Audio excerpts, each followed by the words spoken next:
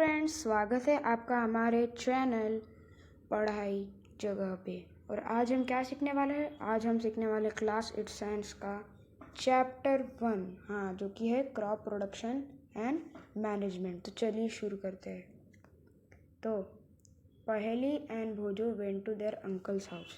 के पहेली जो थे और जो भोजो था वो अपने अंकल के हाउस पे गए थे। ओके, इसके बाद कब? समर वैकेशन पे। There uncle is a farmer. उनके जो अंकल थे वो किसान थे, फार्मर थे। One day they saw some tools like खुरपी, सिकल, शवल, प्लफ एक्सेट्रा। जब वो उनके घर पे गए तो उन्होंने कुछ टूल जैसे खुरपी, सिकल, शवल, प्लफ और बहुत कुछ और चीज़ें उन्होंने टूल्स देखे। कहाँ देखे? फील्ड में, खेत में। तो भोजो क्या बोल रहा है? I want to know where and how we use this tools. मतलब उसको जानना है कि ये टूल्स यूज़ कहाँ होते हैं और कैसे होते हैं। उसके बाद you have learn that all living organism required food. हाँ, हमें ये पता है कि ऑल लिविंग ऑर्गेनिज्म को फूड चाहिए रहता है। किसके लिए? सर्वाइवल के लिए, सर्वाइवल के लिए। ठीक है, इसके बाद plants can make their food themselves. Plants जो है वो खुद का फूड्स बना सकते हैं क्योंकि वो ऑटोट्रॉप्स रहते हैं। Can you recall how green plant synthesize their own food? हाँ, कौन से प्रोसेस से? फोटोसिंथेसिस से। फोटोसिंथेसिस क्या होता है? जिससे जो प्लांट्स होते हैं, प्लांट्स वो क्या करते हैं? फूड बनाते हैं। क्या बनाते हैं? फूड। ठीक है, क्या बनाते हैं? वो फूड बनाते हैं। किसकी मदद से? किसकी मदद से? अलग अलग मिनरल्स, वाटर, न्यूट्रिएंट्स की मदद से। जैसे सॉइल में जो वाटर मिनरल्स होते हैं वो रूट्स अब्जॉर्ब करता है और वही लीव्स तक पहुंचाता है और उसके कारण प्लांट्स फूड बना पाते हैं। इसके बाद animals including humans can not make their own food. Animals including human मतलब ह्यूमंस भी और एनिमल्स भी उनका फूड बना नहीं पाते हैं। So where do animals get their food from? हमको फूड कैसे मिलता है? तो हमको मिलता है प्लांट से। कहाँ से मिलता है? प्लांट से। ओके, प्लांट से मिलता है। इसके बाद but first of all why do we get have to eat food? हमको क्यों फूड चाहिए रहता है? एनर्जी के लिए। किसके लिए? एनर्जी के लिए। अगर एनर्जी हमको नहीं मिलेंगी तो हमारी बॉडी काम करना बंद कर देंगी। आपने देखा होगा, अगर आपने बहुत घंटे तक खाना नहीं खाया तो आपकी बॉडी एकदम नाजुक जैसी लगने लगती है क्योंकि आपकी बॉडी को एनर्जी ही नहीं मिल रही है। तो एनर्जी कहाँ से मिलती है? फूड से, इसलिए हम फूड खाते हैं। You already know that energy from the food is utilized by an organism for carrying out their various body functions। और हमको ये पता है कि एनर्जी हमको कहाँ से मिलती है? फूड से, जो कि एनिमल्स, ह्यूमन बींग्स यूटिलाइज कर लेते हैं। मतलब न्यूट्रिएंट सारे जो है अपने बॉडी ऑर्गन्स तक पहुँचा देते हैं। वेरियस बॉडी फंक्शन जैसे डाइजेशन से, रेस्पिरेशन से, जहाँ से हमको ऑक्सीजन मिलता है, डाइजेशन, हमारे रिमूवल, वेस्ट का रिमूवल होता है और न्यूट्रिएंट्स अब्जॉर्ब होते हैं। बहुत सारे प्रोसेस आते हैं उसमें।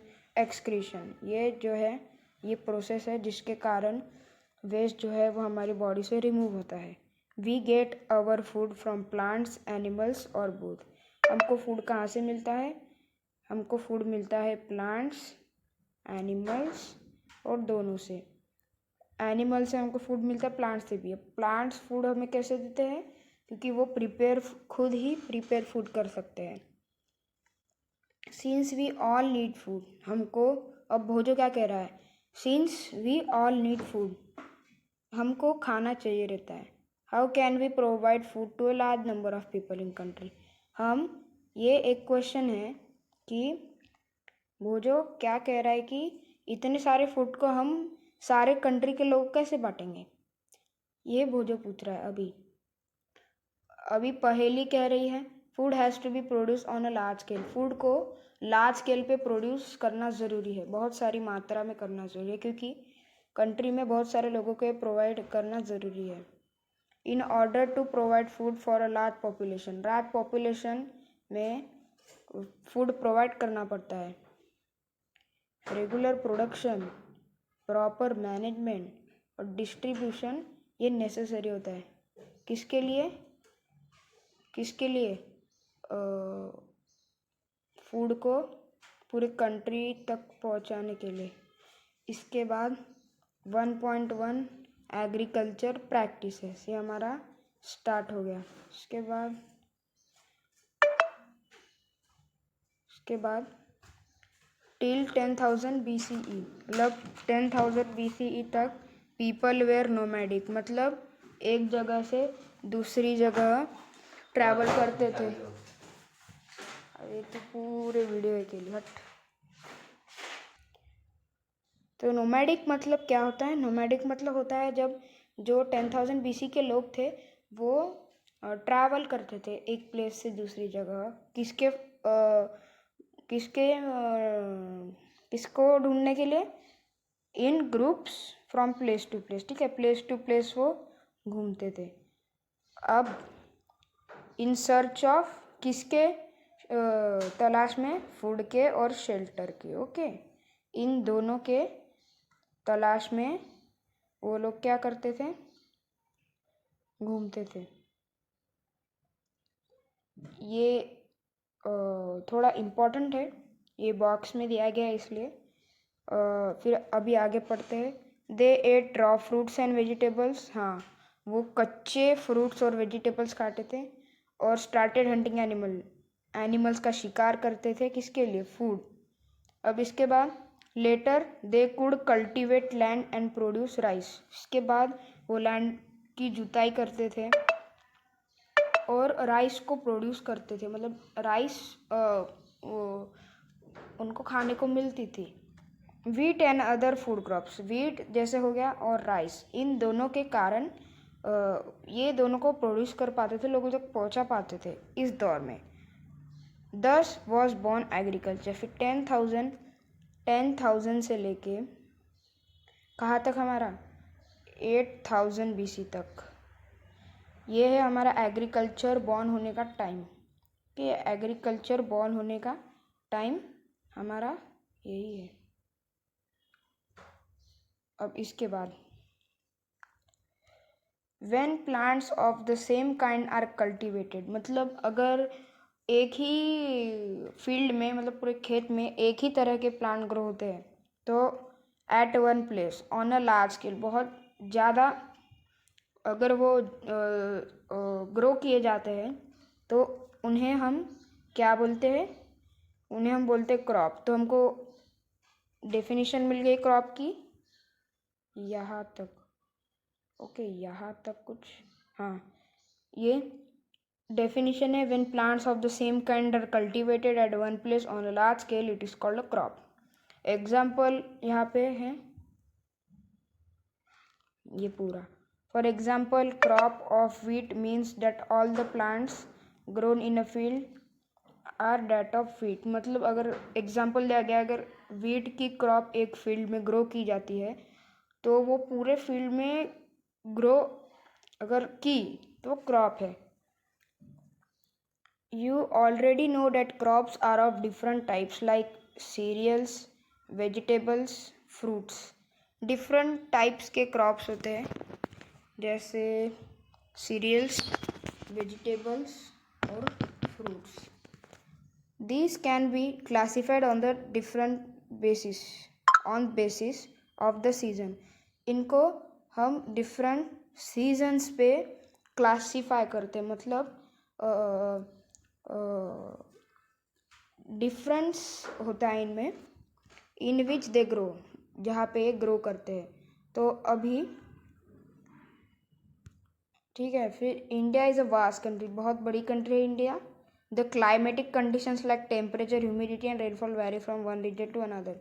अब अलग अलग जगह पे अलग अलग क्लाइमेट होता है, अलग क्लाइमेट होता है, अलग टेम्परेचर होता है, अलग ह्यूमिडिटी रहती है और अलग रेनफॉल। जैसे आप मेघालय में जाएंगे तो इतना बारिश रहती है वहाँ पे, और वहाँ ही आप अगर राजस्थान में जाओगे थार डेजर्ट पे या पूरे राजस्थान में ज़्यादा बारिश आपको देखने को नहीं मिलेंगी।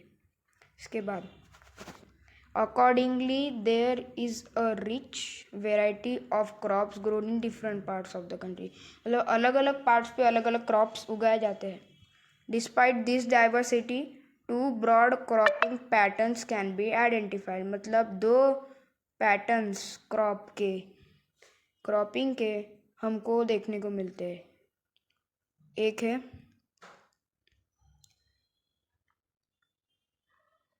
कौन सा है, खरीफ क्रॉप्स। ओके, कौन सा है, खरीफ क्रॉप्स।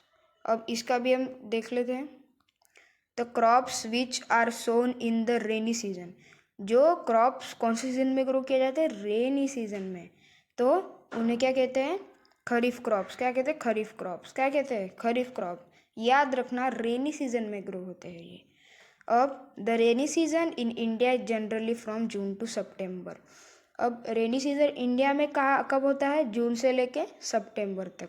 ओके, फिर paddy, maize, soybean, groundnut and cotton are kharif crops. मतलब आपको यहाँ पे एग्जांपल भी मिल गया, पैडी, मेज, सोयाबीन, ग्राउंडनट और कॉटन, ये कुछ एग्जांपल है किसके, खरीफ क्रॉप्स के। किसके, खरीफ। तो आपको इसकी भी डेफिनेशन मिल गई है। सॉरी, हाँ कुछ, हाँ इसकी डेफिनेशन ये रही, इसके एग्जाम्पल के साथ आपकी ये डेफिनेशन पूरी हो गई। ठीक है, आप इसे नोट भी कर सकते हैं अपनी कॉपी में वगैरह। इसके बाद ये पूरी रबी क्रॉप्स की, अब इसके बारे में भी देख लेते हैं।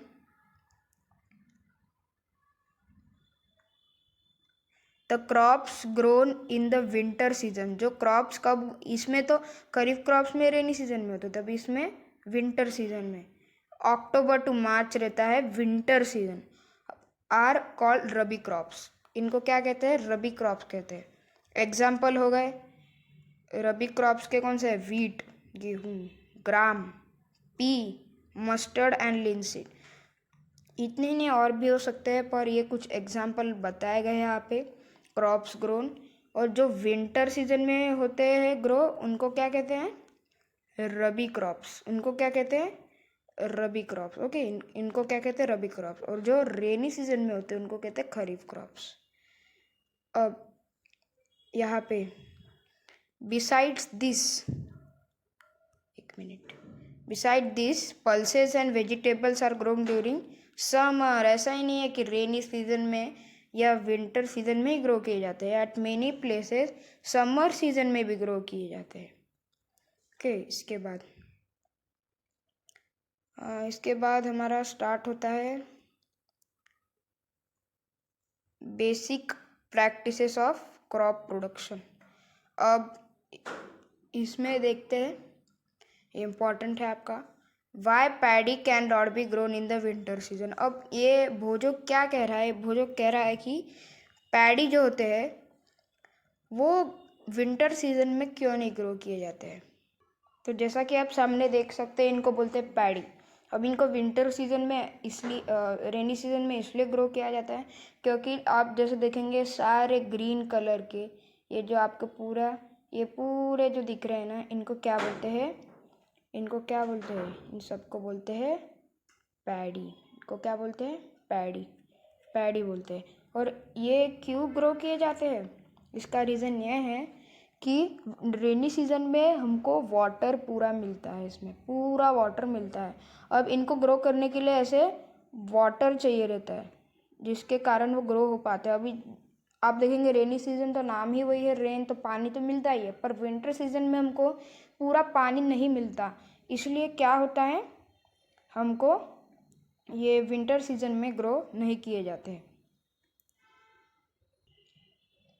अब सामने देखते हैं।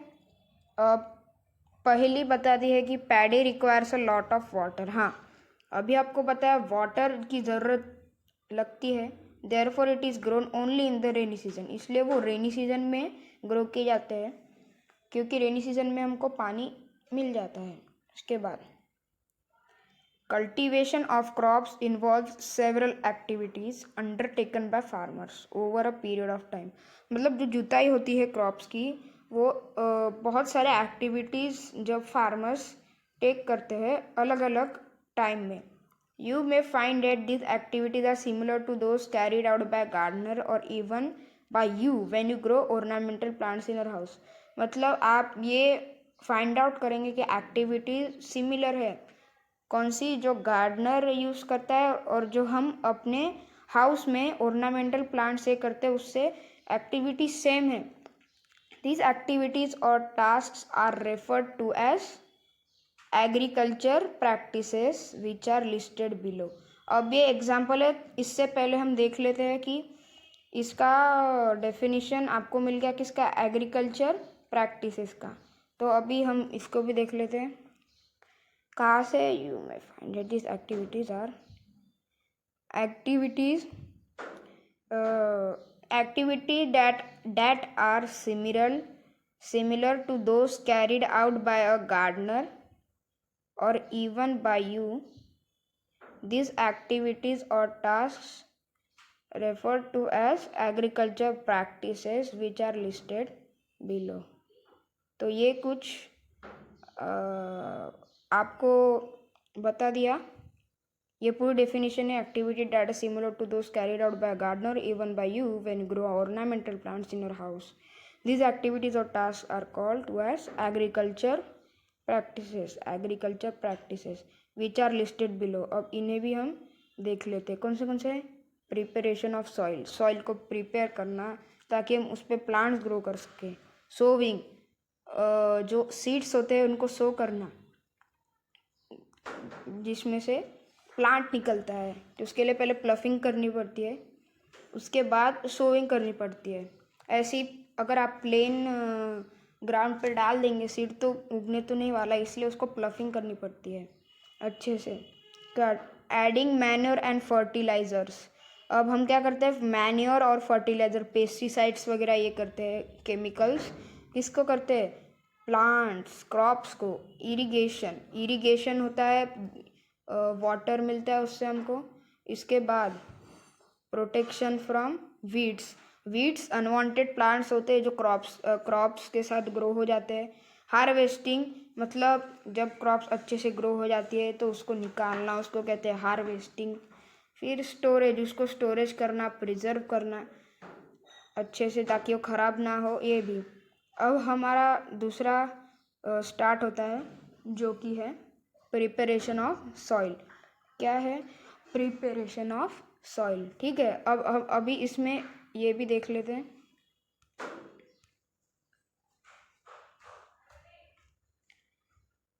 The preparation of soil is the first step before growing a crop. Preparation of soil मतलब सॉइल को प्रिपेयर करना अच्छे से जिस पे हम प्लांट ग्रो करते हैं, वो हमारी पहली स्टेप होती है। किससे, क्रॉप्स को ग्रो करने से पहले। One of the most important task in agriculture is to turn the soil and loosen it. अब हमको प्लफिंग यही होता है कि जब हम सॉइल को टर्न कर देते हैं, is to turn the soil, और उसको लूज कर देते हैं ताकि ऐसे गड्ढे बनाते हैं ना, अभी आपने देखा होगा। हाँ, तो ये जो होता है, ये आप पिक्चर से देख सकते हैं कि ये जो क्या कर रहा है, ऐसी लाइन बना रहा है, ऐसी लाइन बनाएगा ये, ऐसा जाते हुए, और इनके ये क्या करता है, ये लोग लेके जाते हैं, और फिर जब ये पूरा ऐसे ये हो जाएगा ऐसे, तो इनके बीच में ऐसे सीड डाले जाते हैं, ऐसे सीड डाले जाते हैं, ऐसे देखो, ये नीचे इसके अंदर जो है ये ऐसे सीड डाले जाते हैं और उनसे ही प्लांट्स ग्रो होते हैं। ऐसे ऊपर ऐसे प्लांट्स ग्रो होते हैं, पूरे के पूरे फील्ड में ऐसा ही होता है। ओके, समझ रहा है, ये पूरे के पूरे फील्ड में ऐसा ही होता है। ओके, अब देखते हैं सामने।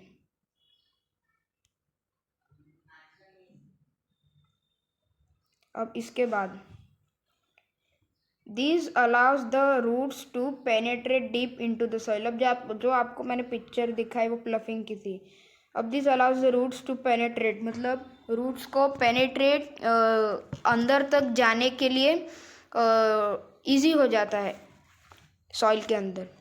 The loose soil allows the roots to breathe easily, मतलब जो लूज सॉइल होती है, जो ज़्यादा कड़क नहीं रहती है, तो वो अलाउ करती है रूट्स को इजीली ब्रीथ करने के लिए।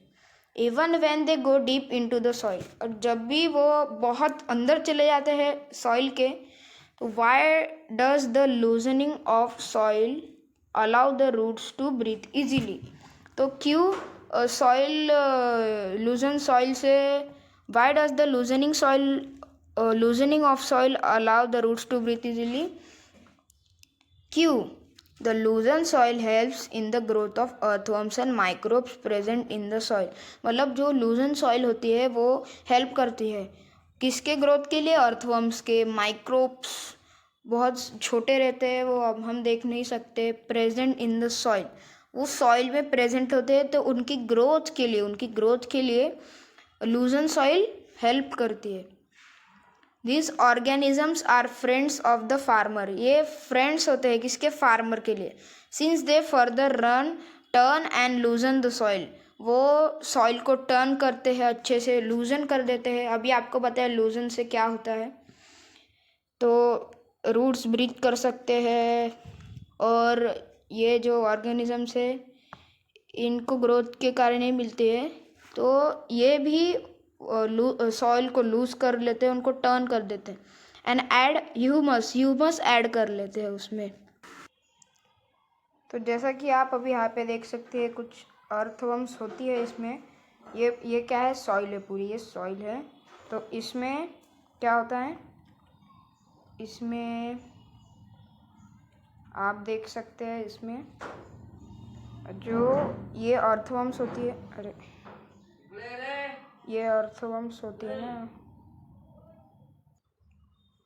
तो आप देख सकते हैं इस सॉइल में ये कुछ अर्थवर्म्स होती है, जो कि ऐसे सॉइल को देखिए आप, इनका घर होता है, ये ऐसे ऐसे निकलती है। अब इनको जो भी गैप्स है इसमें से क्या मिल जाता है? उनको ब्रीथ करने को मिल जाता है। ओके, आप देख सकते हैं कुछ इस तरह के अर्थवर्म्स रहते हैं जो कि ऐसे निकलते हैं, और उनको जो भी गैप्स रहते हैं ना उसमें से उनको ब्रीथ करने को मिल जाता है। ओके, ये प्लांट है, इसका रूट्स है, जो आपको वाइट दिख रहा है ना, ये सब ये उसके रूट्स है पूरे। ओके, अब टॉपिक पे वापस सामने पढ़ते हैं। You have learn in the previous classes, हमने प्रीवियस क्लासेस में पढ़ा था कि सॉइल कंटेन्स मिनरल्स।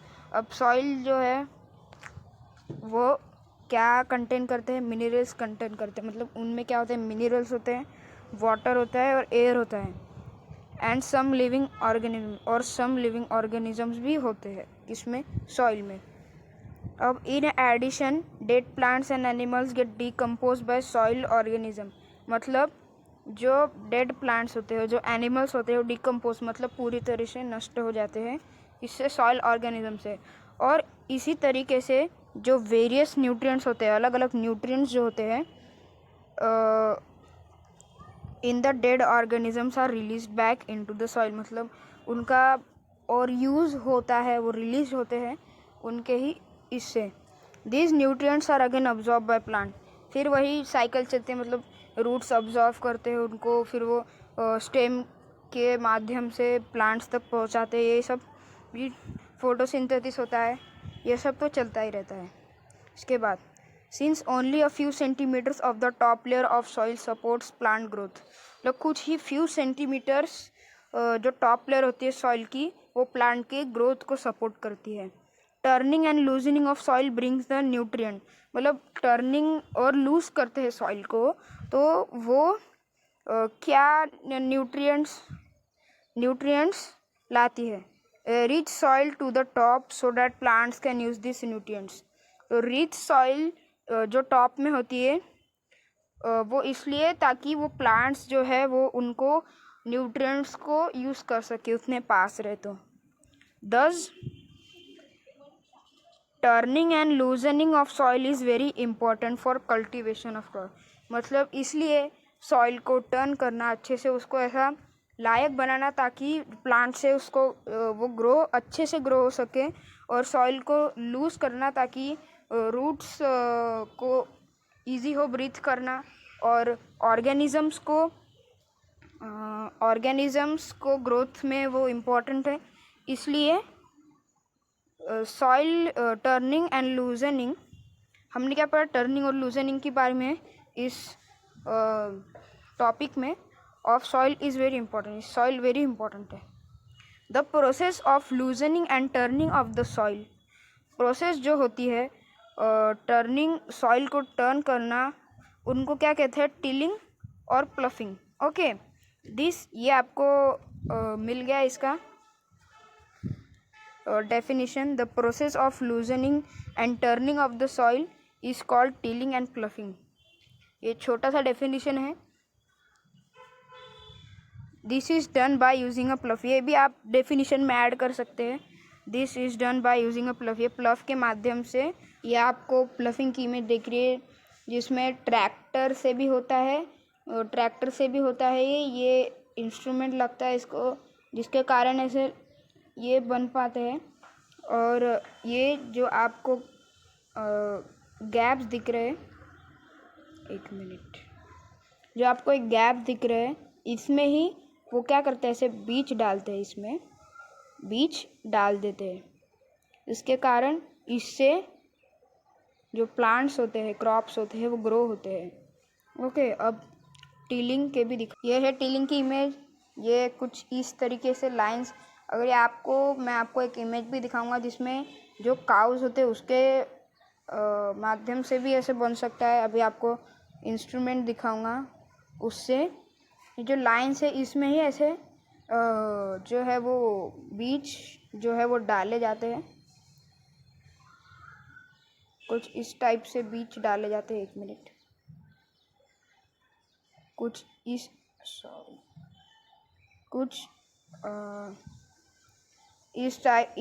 टाइप से बीज डाले जाते हैं। ऐसे ऐसे वो पूरा वहाँ तक ऐसे ही बीज डाले जाते हैं, ऐसे ऐसे करते करते वहाँ तक, और इनमें से ही जो है वो प्लांट्स ग्रो होते हैं, और इसी प्रोसेस को टिलिंग कहते हैं। और आप प्लफिंग तो दिखा दी। अब प्लफिंग और टिलिंग के ही बारे में सामने बताया गया है, वो भी देख लेते हैं। देखते हैं सामने। प्लफ्स आर मेड ऑफ वुड और आयरन। प्लफ्स वुड और आयरन के बने होते हैं। मैं आपको दिखाता हूँ इसमें। ये देखिए, ये प्लफ का पिक्चर भी दिया गया है आपको। ये प्लफ है, ये प्लफ है पूरा। ये देखिए, ये वुड का बना होता है या आयरन का बना होता है। ये देखो, ये ट्रैक्टर पे भी आप देखेंगे तो ऐसे कुछ होता है, ऐसे ऐसे ये यहाँ पे। और ये जो पूरा लैंड है ना, उसमें से लाइंस बन जाती है इनके कारण। तो फिर ये जो लाइंस है, इनके अंदर ही सीड्स डाले जाते हैं, और उसमें से ही प्लांट्स ग्रो, क्रॉप्स ग्रो हो पाते हैं। ओके, और देखते हैं सामने। ये देखिए, इस तरीके से कुछ काउस, बफेलोस जो होते हैं, ये देखो ऐसे ऐसे ग्राउंड के अंदर जगह बन पाती है जिसमें वो सीड्स डालते हैं, और उसमें से प्लांट्स, क्रॉप्स ग्रो होते हैं। इसके बाद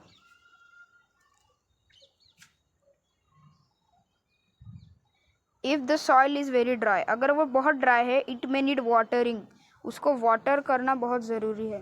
उसको वाटर, अगर बहुत सूखी अगर सॉइल है तो उसको वाटरिंग भी करना ज़रूरी है। किसके पहले? प्लफिंग के पहले। द प्लफ फील्ड में है बिग क्लम्प्स। क्लम्प्स हो, जब क्लम्प्स मतलब ग्रुप होता है प्लांट्स का ग्रुप होता है। इसमें क्या होता है, वो नहीं, क्या सॉइल के अंदर जो है वो ग्रो करना स्टार्ट हो जाते हैं। छोटे छोटे ग्रुप होते हैं उनके, तो उनको क्लम्प्स कहते हैं ऑफ सॉइल। और क्रम्स भी होते हैं, पीसेस होते हैं कुछ प्लांट्स के या इसके। It is necessary to break this crumbs. अब क्रम्स को ब्रेक करना ज़रूरी है। Levelling the field is beneficial for sowing.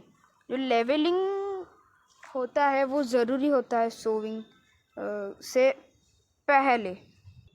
अब ये लेवलिंग मतलब होता है जो बिग क्लम्स होते हैं सॉइल में उसको डिस्ट्रॉय करना, नष्ट करना, ताकि वो अच्छे प्लांट्स को अच्छे से ग्रो करने में दखल अंदाजी ना करे। इसके बाद levelling the field is beneficial for sowing मतलब बीज डालना, ताकि उसमें प्लांट्स और क्रॉप्स ग्रो हो सके। As well as for irrigation मतलब जहाँ से उन प्लांट्स को पानी मिल पाता है।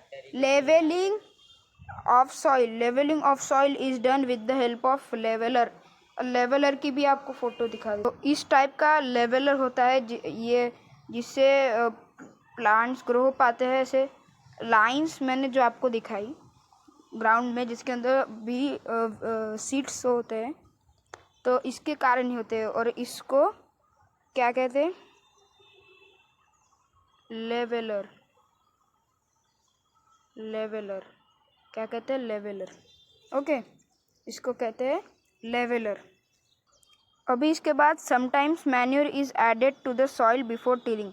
जो मैन्योर होते हैं, कभी कभी ये फर्टिलाइज़र, पेस्टिसाइड्स वगैरह भी ऐड किए जाते हैं, मैन्योर भी। This helps in proper mixing of manure with soil. ये हेल्प करता है प्रॉपर को अच्छे से। मैन्योर जो होता है केमिकल, वो जो प्लांट्स है उसको proper mixing of manure with soil, मतलब सॉइल के अंदर जब वो मैन्योर अच्छे से मिक्स हो जाता है, वो टीलिंग से पहले होता है, और वो बहुत अच्छा है प्लांट के लिए।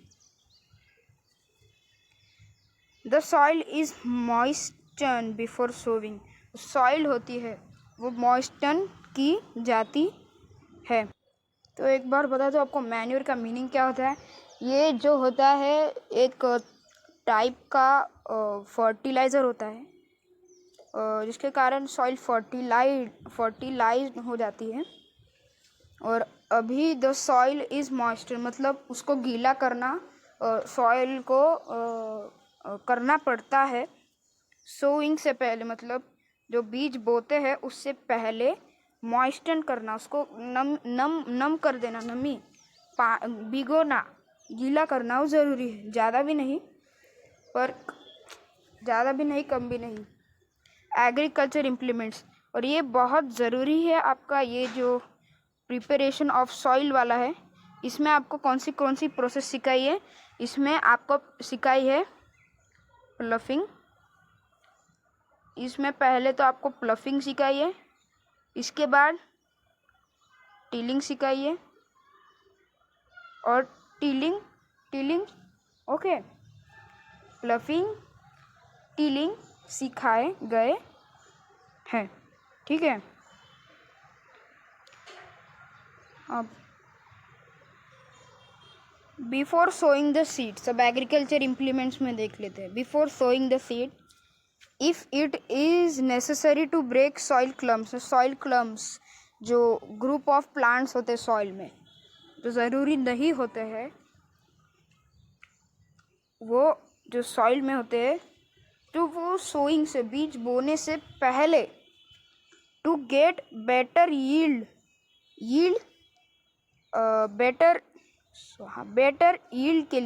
के लिए this is done with the help of various tools. अब इसके लिए टूल्स की ज़रूरत हमको चाहिए रहती है। किसकी ज़रूरत चाहिए रहती है? वेरियस टूल्स की। The main tools use for this purpose are the plough. अब प्लफ आपको ये होता है प्लफ, जो कि आपको अभी दिख रहा है, ये होता है प्लफ। और कौन सा ये होता है, कहा गया ये यहाँ, और हो वीड्स को रिमूव करने के लिए देखिए यहाँ पे पिक्चर है हो की पिक्चर है ये पूरी। ये हो होता है और प्लफ होता है। ये दोनों की ज़रूरत हमको किस में होती है? मेन टूल्स यही है। सीड्स को सो करने से पहले। और कल्टीवेटर भी एक ये देखिए ये होता है कल्टीवेटर, इसको कल्टीवेटर बोलते हैं। और ये कल्टीवेटर ड्राइवन बाय, ये ट्रैक्टर से ड्राइव, इस फोटो में ट्रैक्टर से ड्राइव कर रहा है। देखिए ये जो आपको दिख रहा है ये होता है कल्टीवेटर। और सामने देखते हैं। इसके बाद प्लफ के बारे में थोड़ा जान लेते हैं। This is being use since ancient times, बहुत पुराने ज़माने से यूज हुआ जा रहा है टिलिंग के लिए। द सॉइल एडिंग फर्टिलाइज़र के लिए, किसको? क्रॉप को। और फिर सीड्स को रिमूव करने के लिए ये एंशिएंट टाइम से यूज़ हो रहा, पुराने ज़माने से यूज़ हुआ जा रहा है। और सॉइल को टर्न करने के लिए। इसके बाद this is made of would, ये किसका बना होता है? वुड का बना होता है। और एक बार गौर कर लेते हैं। ये देखिए ये वुड का बना हुआ रहता है, ये वुड का बना हुआ रहता है। This is made of would and is drawn by pair of bulls on the other animals. अब जो बुल्स होती है, बुल्स, इनकी ये जो आपको बुल्स दिख रही है दोनों, इनके ऐसे लगाया जाता है और नीचे से ऐसे ये इनके जो सींग है, ये सींग है ना, इन पे से लगाया जाता है और फिर ये काम आता है ग्राउंड को प्रिपेयर करने के लिए। इसके बाद सामने देख लेते हैं। This is made of wood और drawn by pair of bulls, जो पेयर होते हैं बुल्स के, उनके ऊपर, और अदर एनिमल्स के भी हो सकते हैं, जैसे हॉर्सेस के या कैमल्स के। It contains a strong triangular iron strip, और ये देख सकते हैं आप, इसमें ट्रायंगुलर स्ट्रिप बनी हुई रहती है। ये ठीक है, ट्रायंगुलर स्ट्रिप बनी रहती है। ये रहते हैं, ये जो आपको अभी दिखाता हूँ, 2 मिनट। ये जो रहते हैं ये ट्रायंगुलर प्लफ शेयर बोलते हैं उसको। ये जो रहता है ट्रायंगुलर स्ट्रिप रहती है, इसके कारण हम जो सॉइल है उसको प्रिपेयर कर पाते हैं। अब इसके बाद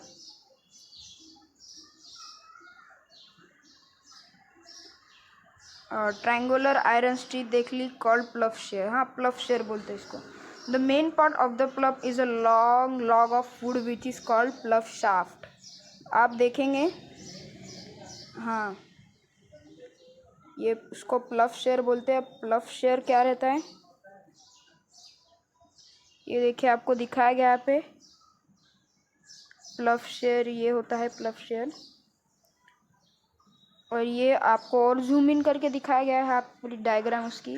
तो ये इसको प्लफ शेयर बोलते हैं। और एक क्लॉग ऑफ वुड होता है ये, जिसको क्या बोलते हैं? प्लफ शाफ्ट। ओके, अब सामने there is a handle at one end of the shaft. ये हैंडल होता है शाफ्ट के एकदम कॉर्नर पे। ये शायद ये है, हाँ ये है। फिर इसके बाद the other end is attach to a beam, मतलब जो बीम होती है, ये बीम इससे अटैच होता है ये। और फिर इस placed on the bulls next, जो बुल्स के जो नेक्स होते हैं, नेक्स, इन पे ऐसे अटैच किया जाता है। 1 pair of bulls and a man can easily operate the प्लफ, मतलब 2 बुल्स और 1 मैन इजीली इसको ऑपरेट कर सकते हैं।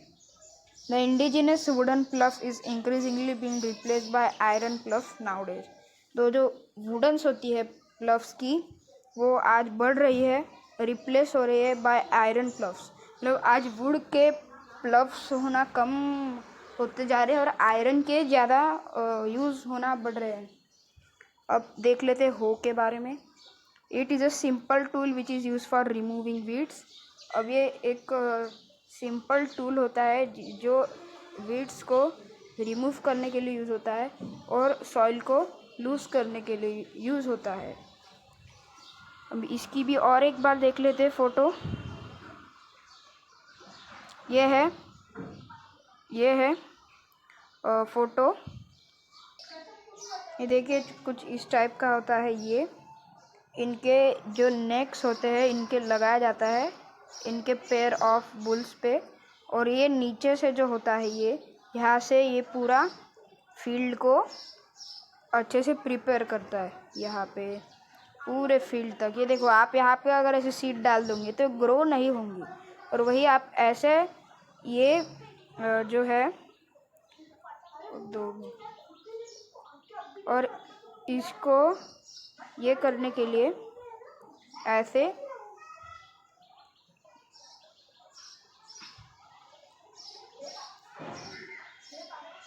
इसके अंदर ही सो किए जाते हैं सीड्स।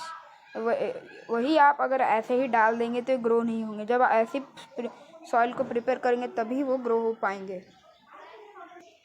देखिए ये सिंपल टूल होता है रिमूविंग वीड्स जो अनवांटेड प्लांट्स होते हैं डैट ग्रो विथ क्रॉप्स उनको वीड्स कहते हैं।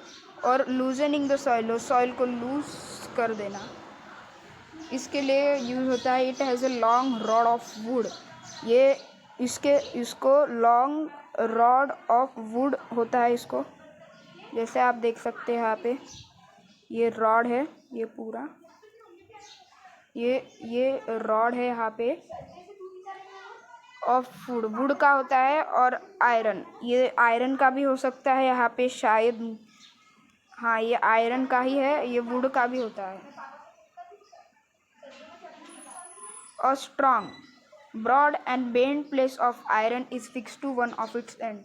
A strong, broad और bent plate होती है आयरन की, ये फिक्स की जाती है। ये देखिए यहाँ पे इसको बोलते हैं बेंट प्लेट, फिक्स्ड की जाती है। ओके, यहाँ पे हो को इसके एक एंड से और वर्क लाइक अ ब्लेड, और ये ब्लेड का काम करती है।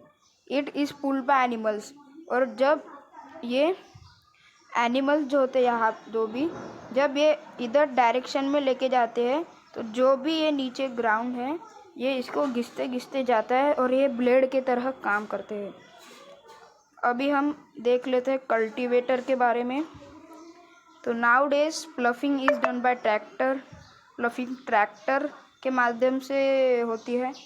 Driven cultivator, the use of cultivator save labour and time. Use of cultivator होता है, एक मिनट, ये जो कल्टीवेटर आपको दिखाई दे रहा है जो आपको पहले भी दिखाया था, ये किसको लेबर और टाइम दोनों को बचाता है। Cultivator driven by tractor.